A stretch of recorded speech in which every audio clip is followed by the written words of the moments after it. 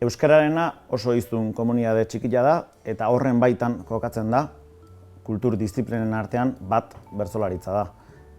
Hala ere, kultura ulertzen dugu eraldaketa prozesu bezala, alegia eraldaketa prozesu horrek balio dezala bertsolaritza aldatzeko, baina baita bertsolaritzan eragiten nahi dian pertsonak garatzeko eta eraldatzeko ere.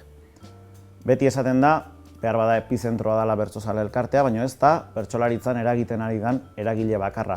Asko dira eta askotarikoak.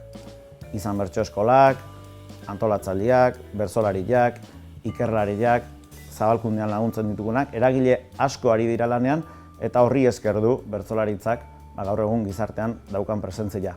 Aurrea begira, bertsozale elkartearen bueltan oinarri oso sendoa jarri ziren orain dela 30 urte eta saiatu nahi dugu gaur egun gure ilusioi forma ematen bertsolaritzaren ekosisteman barruan.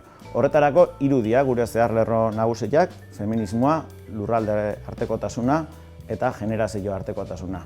Horiek aintzat hartuta, saiatuko gara gure ekosistemari forma berria ematen. Bertsozale elkartea etengabeko aldaketan dagoen mugimendua da. Eta, horrek esate digu bizirik dagoela, ez? Bizirik dagoen seinale.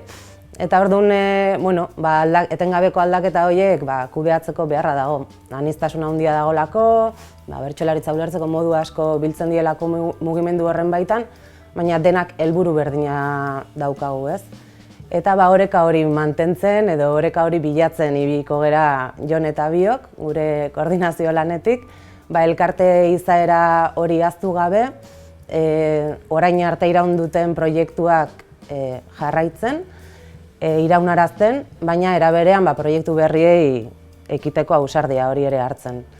Eta bi funambulisten pare, oreka bilatu nahian, aniztasun horri lekua eginez eta elkarren ganako aitortza hori eginez, ekiteko gogotsu gaude eta laneako prest.